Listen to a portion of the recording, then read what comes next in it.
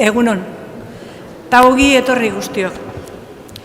Gure bizitzan pakea eta lasaitasuna jartzen du Jesusek.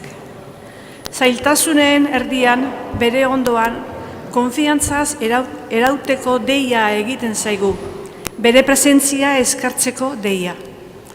Eukaristian jainkoaren doainan laguntzen digu horretan eta sendotzen du zalantzarik gabe gure fedea. Hasi dezagun gaurko ospakizuna zein gozo eta eder abestuz.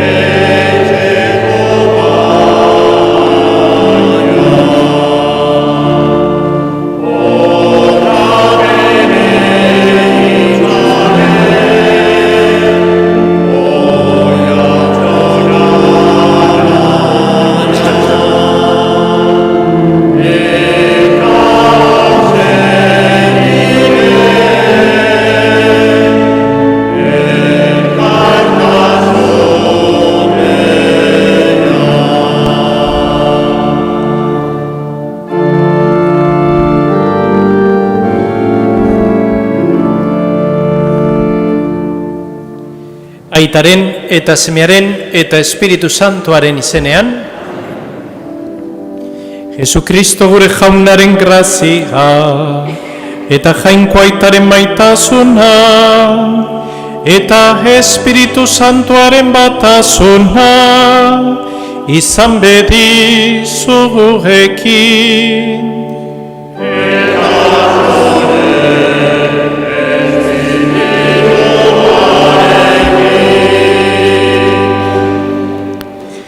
Jesus jauna hitzaren eta eukaristiaren maira dei egiten digu, eta horretarako bihotz berri gaitezela eskatzen. Aitor ditzagun beraz geure bekatuak eta eskadezaigun uste osoz jangoikoaren errukia. Jesus jauna, aitaren gana garamatzan bidea. Erruki jauna,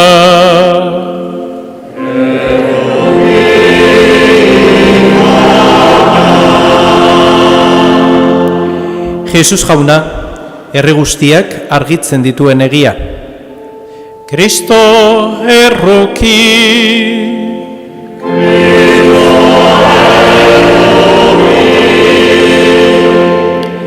Jesus jauna, mundua eraberritzen duen bizia. Erruki jauna,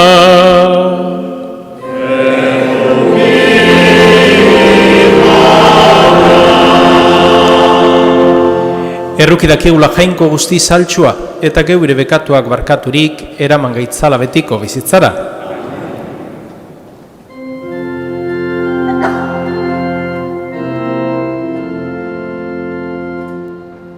Aintza zeruetan jainko hari,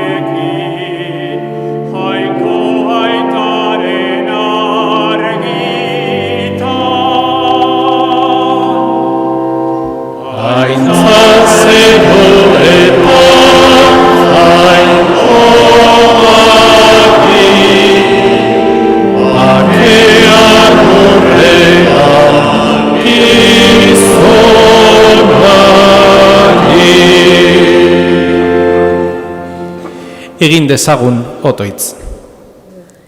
Izan dezagula beti jauna, zure izenarekiko begirunea eta maitasuna. Ezpaituzu zeure eskutik behin ere usten, zeure maitasunean sendo jarri dituzunak. Zure seme Jesukristo gure jaunaren bitartez, zurekin eta Espiritu Santuarekin batean, jainko eta rege bizi beizera, gizaldi eta gizaldietan.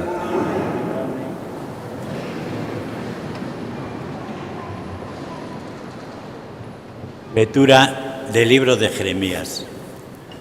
Dijo Jeremías: oí la acusación de la gente, pavor en torno. Delatadlo, vamos a delatarlo. Mis amigos acechaban mi traspié, a ver si engañando a ver si engañado lo sometemos y podemos vengarnos de él. Pero el Señor es mi fuerte defensor. Me persiguen, pero tropiezan impotentes. Acabarán avergonzados de su fracaso, con sonrojo eterno que no se olvidará. Señor del universo, que examinas al honrado y sondeas las entrañas y el corazón. Que yo vea tu venganza sobre ellos, pues te he encomendado mi causa. Cantad al Señor, alabad al Señor, que libera la vida del pobre de las manos de gente perversa. Palabra de Dios. Te alabamos, Señor.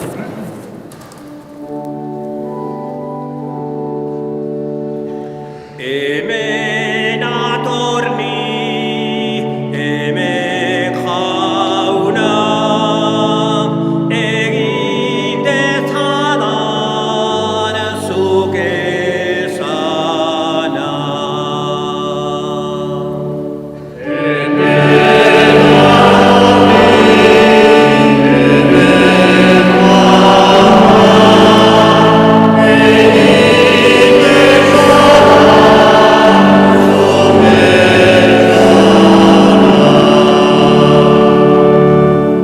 Zuregatik jasan ditut irainak, zuregatik lotsaz gorrituan adut aurpegia.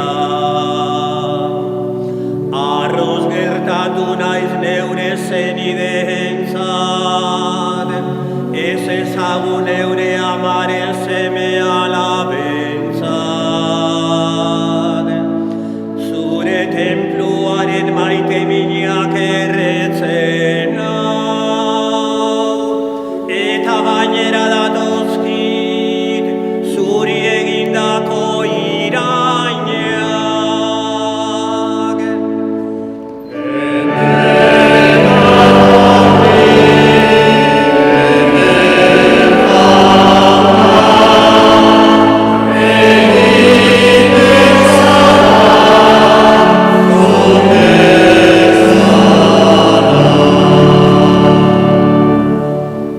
Baina nik zuri degizut otoitz, mesede garaia duzu jauna.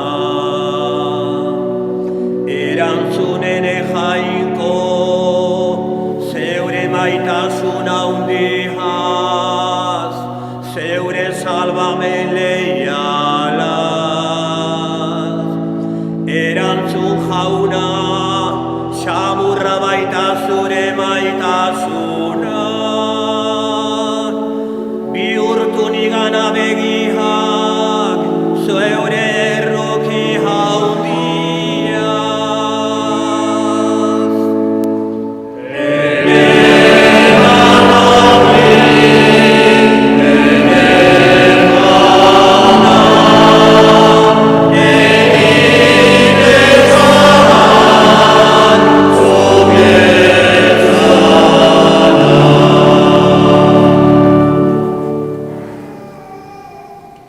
San Paulo apostoluak erromatarrei egindako gutunetik. Zenideok, gizon baten bidez sartu zen pekatua munduan, eta pekatuaren bidez heriotza. Horrela, heriotza gizaki guztiengana zabaldu zen, guztiek egin zutelako pekatu. Egia da legea baino lehen bazela pekatua munduan, baina pekatua ez zaio inori ez hartzen, legerik ez badago. Hala ere, Adamengandik Moisesenganaino nagusi izan zen heriotza gizakien gain. Baita Adamen hutsegitearen antzeko pekaturik egin ez zutenen gain ere. Adan etortzekoa zenaren irudi da. Baina jainkoaren doainarekin ez da pekatuarekin bezala gertatzen. Izan ere, gizon bakar baten pekatuaz denak hil badira ere, asko ugariago zabaldu da denentzat jainkoaren grazia eta doaina, beste gizon bakar bati esker, Jesu Kristori esker, alegia. Jaunak esana.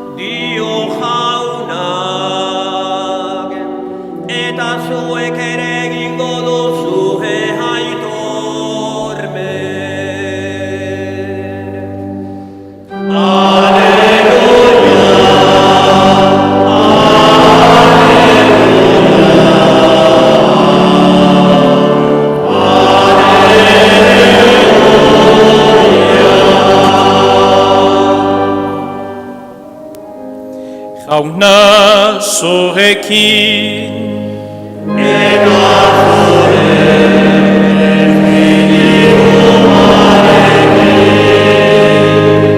Jesukristoren evangelioa San Mateoren liborotik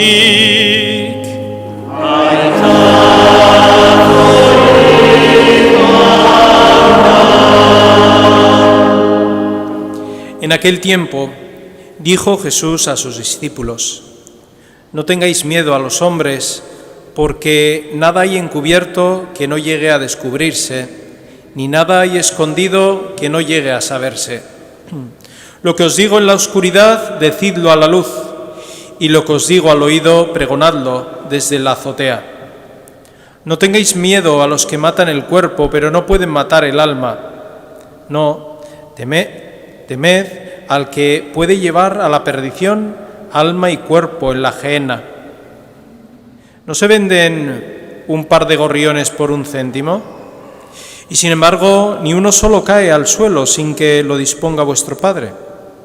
Pues vosotros, hasta los cabellos de la cabeza tenéis contados, por eso no tengáis miedo, valéis más vosotros que muchos gorriones. A quien se declare por mí ante los hombres, yo también me declararé por él ante mi Padre que está en los cielos.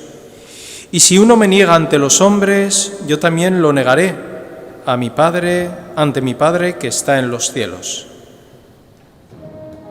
Jaunak esana.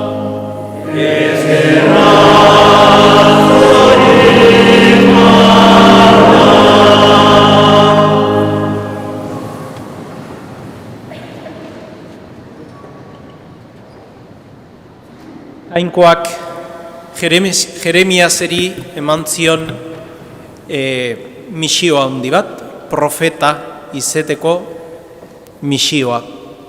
Eta han bere lagunen artean, ezagunen artean azaldu zen misio hori. Eta lagunek alaitu beharrean, pozik gertatu beharrean, guztiz kontra daude, ez dute ulertzen nola Jeremiasi eman dioten, Jainkoak eman dion hori, ni hobeagoa izan da. Ez dute ulertzen, eta bide bakarra hiltzea da, hil nahi dute Jeremias. Eta Jeremias jakitun da, berarengana iritsi da, bere gainean egin nahi duten eginkizuna.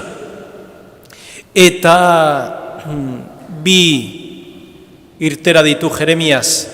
Alde batetik behaien kontra joan, esanez edo burruka bat sortzen, eta bestalde bere bizia beste nunbaiten oinarritzea, maitasunean jangoikoan oinarritzea, bigarrengo hau egiten du. Sufrimentuz betetako bidea erakusten digu Jeremiasek, bai, baino ondo oinarritutako bidea. Eta honekin dator pixkat San Pablok erromatarrei egiten dion gaurko gutun hau. bi gauz daude geure bizitzan, pekatua eta grazia. Eta danok ditugu, alde batetik gauz txarrak, bestaldetik gauz onak. Eta gauza da, planteatzen zaiguna da gaurko egun honetan, zerri ematen diogu indarra geure bizian. Zerri, pekatuari? Badakit, badagoela. Baina jakin berra daukat grazia pekatuaren gainetik dagoela eta indar gehiago duela. Beraz, geure bizia zerrekin elikatzen dugun jakiten dugunean, horri ematen diogu importantzi gehiago. Beraz, ezin ditugu ez bat eta ez beste aukatu geure bizian, geure realitatea da, baino bai aldegu geure indarrak alde batera eraman edo bestera. Gaur San Pablok gonbidatzen diguna da Jainkoak edo Jesu Kristok egin zuen misio honetan, gizakien salbamenaren misio honetan indarra ematea. Hori baitago denen gainetik pekatuaren eta kreazioaren gainetik. Hoiz eskatzen diogu gure Jangoikoari egun honetan. Graziaz bizi gaitezela eta hor indartu dezagula, oinarritu dezagula geure bizia. Y el Evangelio, en cambio, nos habla de una realidad muy común a las personas, que es el miedo. No tengáis miedo. Joder, pues tenemos miedo. Y quien dice que no tiene miedo, lo dice por miedo. Porque todos en nuestra vida tenemos miedo. Y ahora también, en algún aspecto de nuestra vida. Se decía que hay tres distinciones de los miedos irracionales, que son más los miedos de la infancia, que las visiones nocturnas o las amechak, no la da herderas, sueños nocturnos,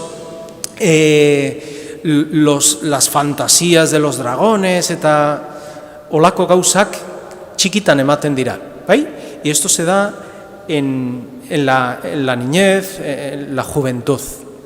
Luego hay otros miedos que son miedos más reales, que la vida nos pone.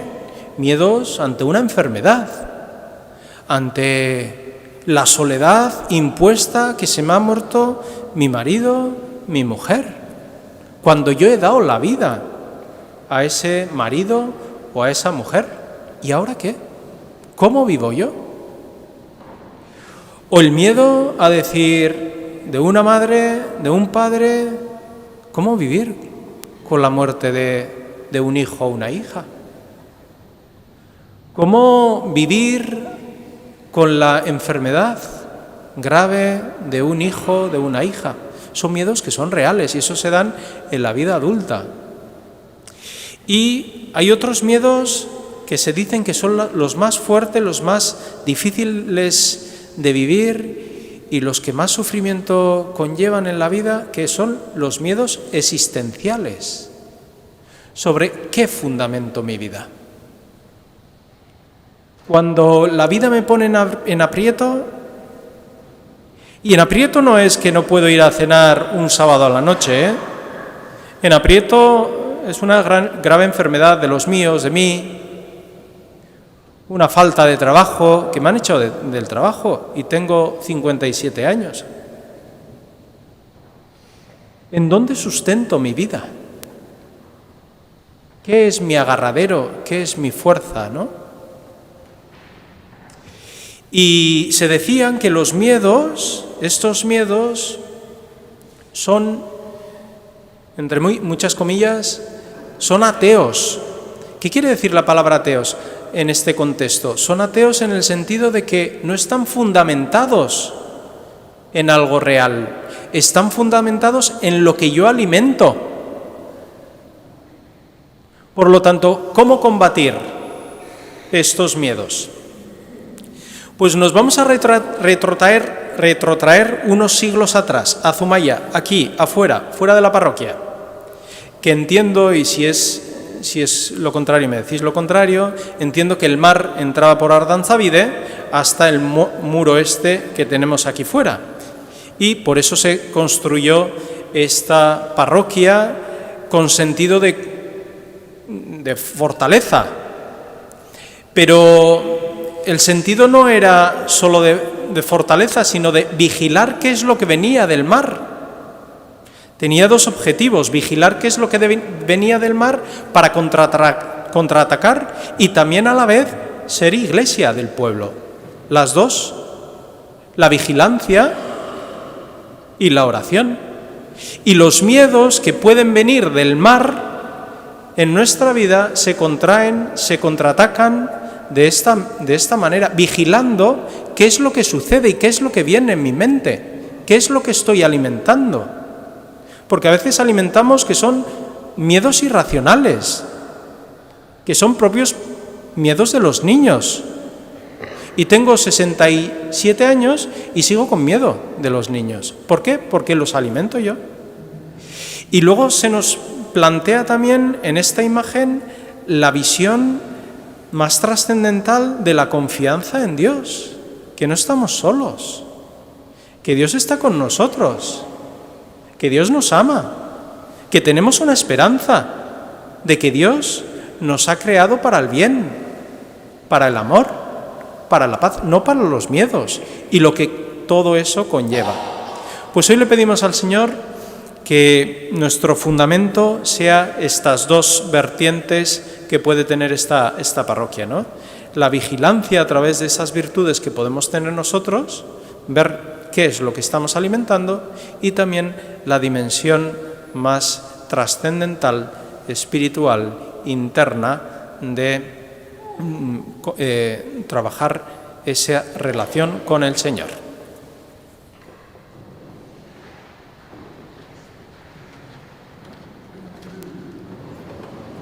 Azenide maiteok, aitor dezagun geure fede sinismena.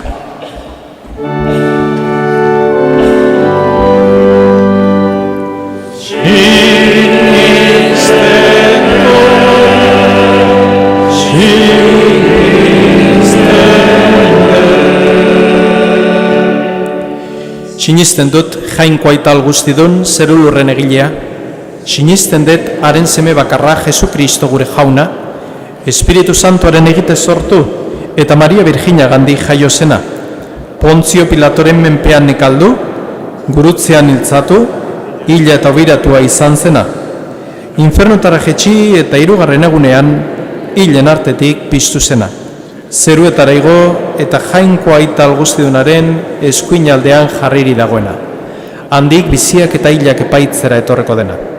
Sinisten dut Espiritu Santua, Eliza Santu Katolikoa, santuen elkartasuna, pekatuen barkamena, haragiaren piztuera eta betiko bizitza. Amen.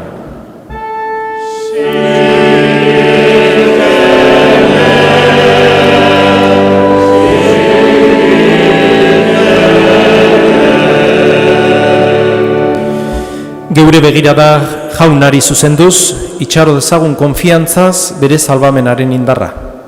Leon aita santuaren alde, Fernando gure gotzoiaren alde, apaiz eta zerbitzari guztien alde, egigun otoitz.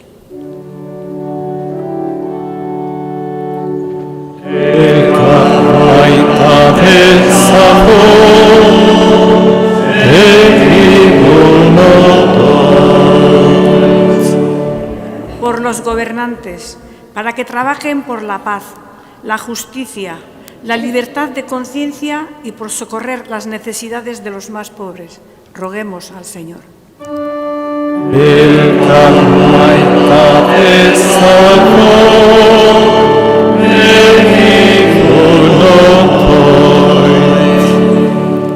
Jaunari eskainita bizi direnen alde, gure elkarteetako erlijioso eta erlijiosen alde, egigun otoitz.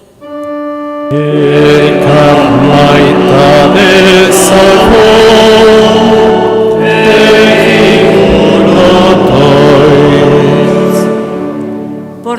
los que hacen el bien en nuestras parroquias y por los que cuidan de los pobres y de los enfermos.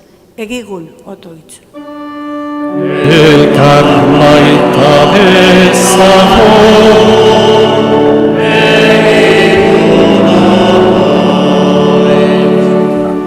Hau dana eskatzen dizugu, Jesu Kristo gure jaunaren bitartez.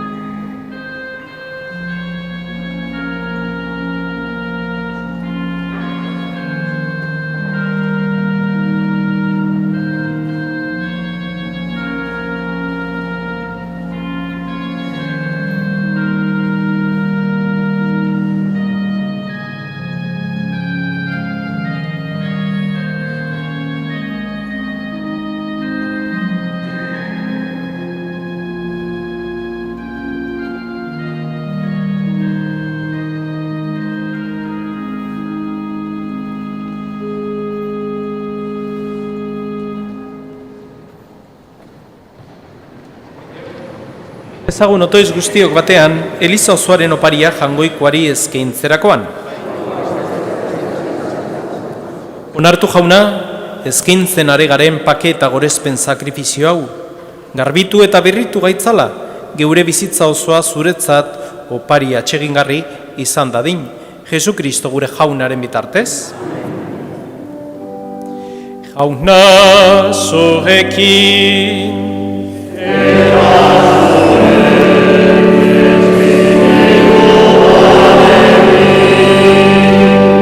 gora bihotzak,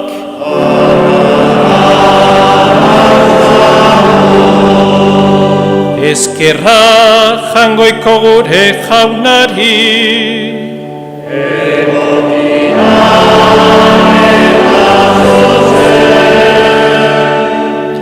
egoki da bai eta zuzen, bidezko eta salbagarri.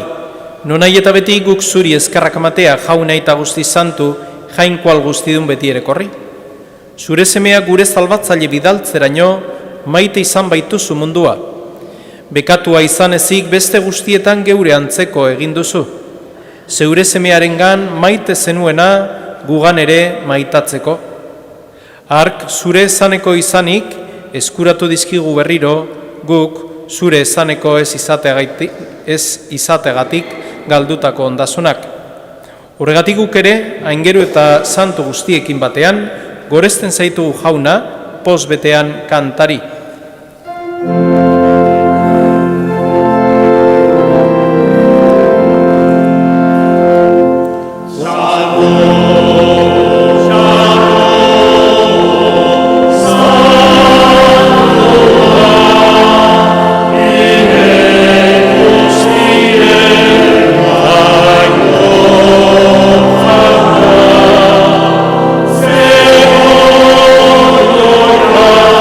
Yeah.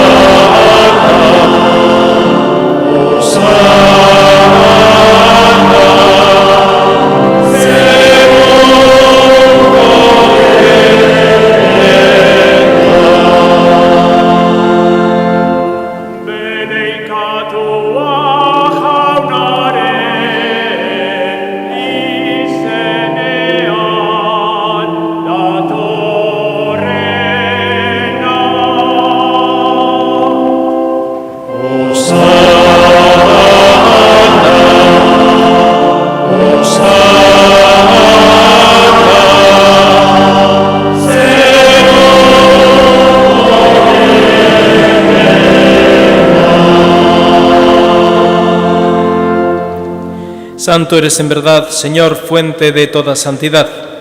Por eso te pedimos que santifiques estos dones con la fusión de tu Espíritu, de manera que se conviertan para nosotros en el cuerpo y la sangre de Jesucristo nuestro Señor, el cual, cuando iba a ser entregado a su pasión, voluntariamente aceptada, tomó pan y, dándote gracias, lo partió y lo dio a sus discípulos, diciendo: Tomad y comed todos de él, porque esto es mi cuerpo, que será entregado por vosotros.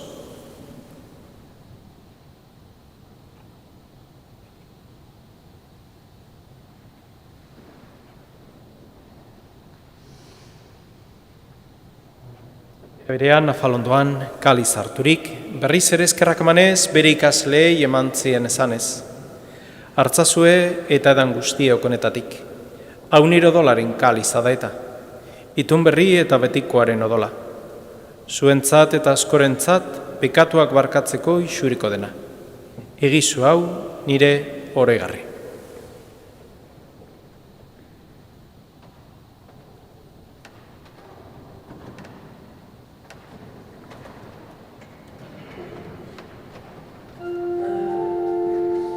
Hau da sinismenaren misterioa.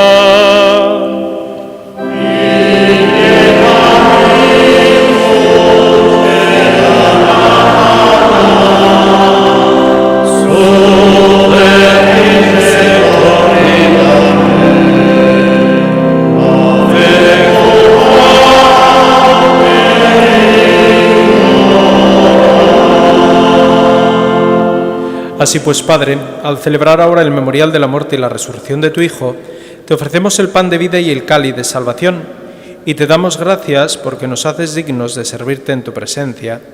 Te pedimos humildemente que el Espíritu Santo congregue la unidad a cuantos participamos del cuerpo y la sangre de Cristo.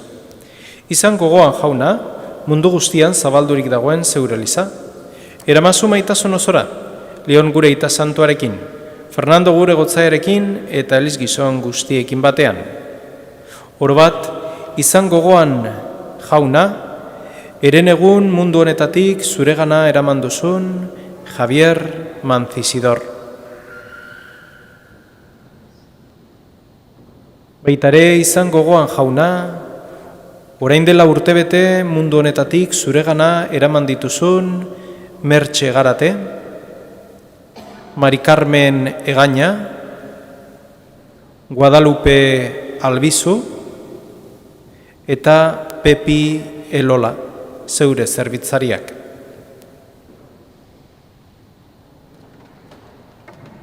Heriotzan zeure semearekin bat egin duen ezkero, piztueren ere berarekin bat izan daitezela. Eraberean izan gogoan jauna, pizteko itxaropenean joan diren gure zenideak.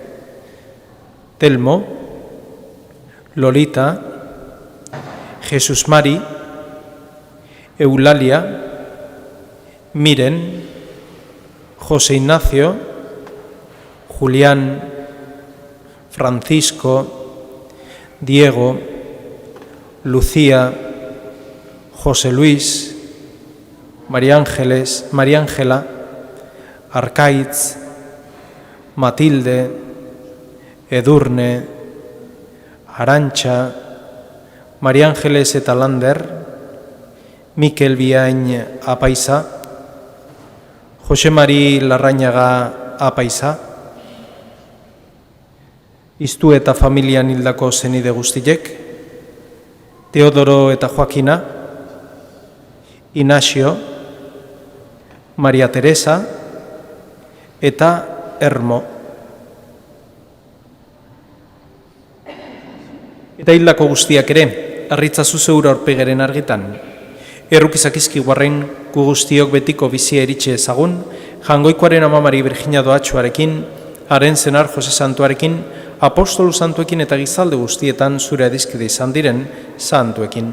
Haiek batean gorzetzagun Jesu Kristo zure semearen bitartez. Honen bitartez, honekin eta honengan, zure jainko aital guztidun horri, Espiritu Santuarekin bategan, ospeta haintza guztiga, gizaldi eta gizaldi guztietan.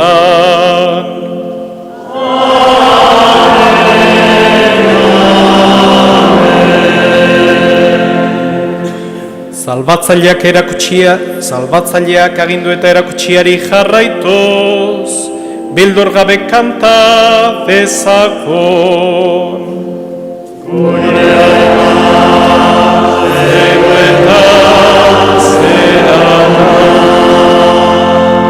Santo izan bedi zure izena, etorreni zure reinoa, egimeni zure naia, zeruan bezala horretan ere, emaiko zona.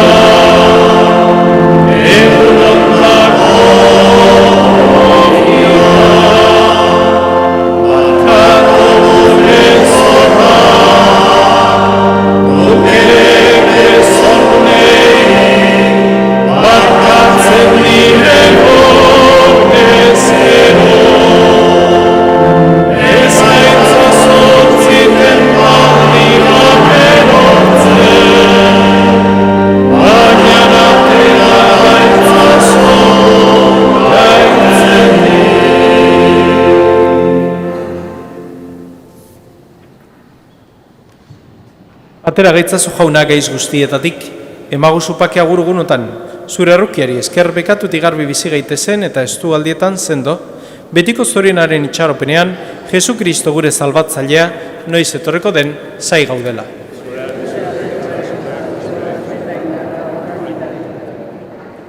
Jesu Kristo gure jauna, zuk esana da apostoluei pakea usten dizuet neure pakea ematen, begira zure Elizaren sinizmenari eta ez gure bekatuei, eta zure gogoa den bezala, emaiozu Elizari pakea. Eman batasuna, errege bizi baizera gizaldi eta gizaldietan, jaunaren pakea beti zuekin, emaiozue pakea alkarri.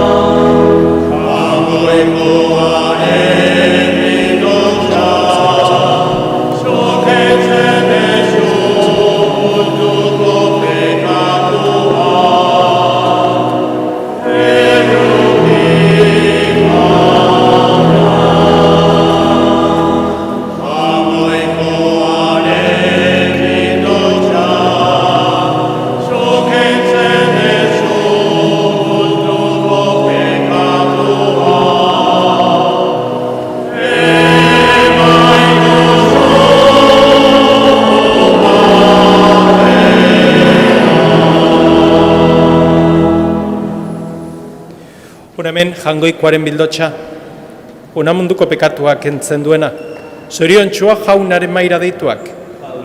Ez nahi, senyor, zuen eretxe. Baina zazuz bat, eta zanatunez.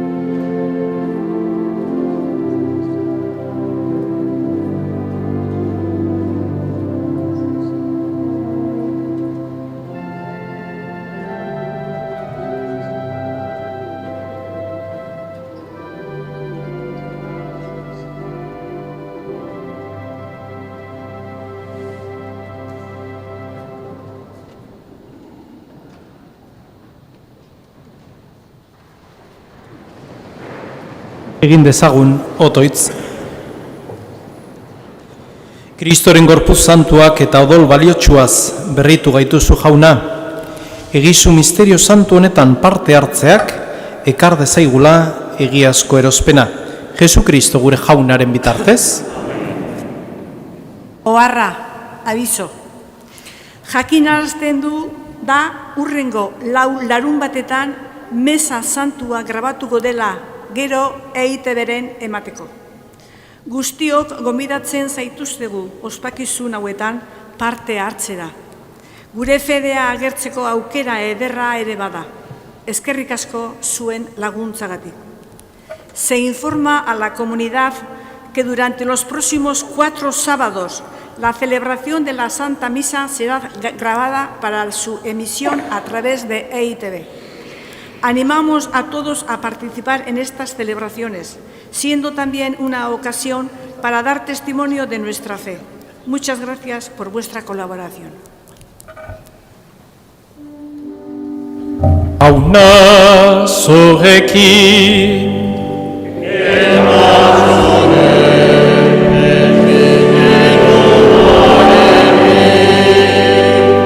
eta bedenka zaitzatela jangoiko alguztidunak, aitak eta semeak eta Espiritu Santoak. Zoazte jaunaren pakean.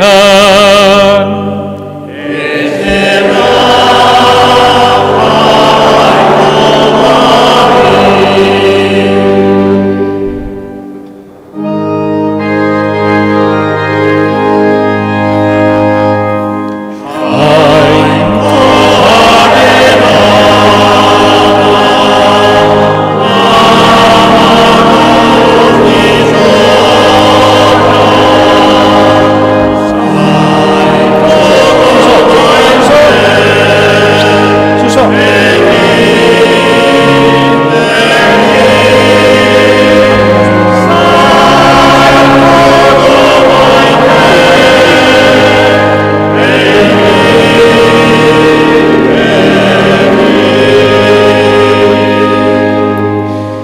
Eskerrik asko etorri zaten guztioi, gaurko Konsejo Parrokial modura urrazko edan eta itzaletik jun gaur dazte hontan ikusi gaitezela hemen eta ez beste nunbaiten egun eder bat izan, bero asko ez pasa eta jaune lagun bihar elkar ikusten dugu.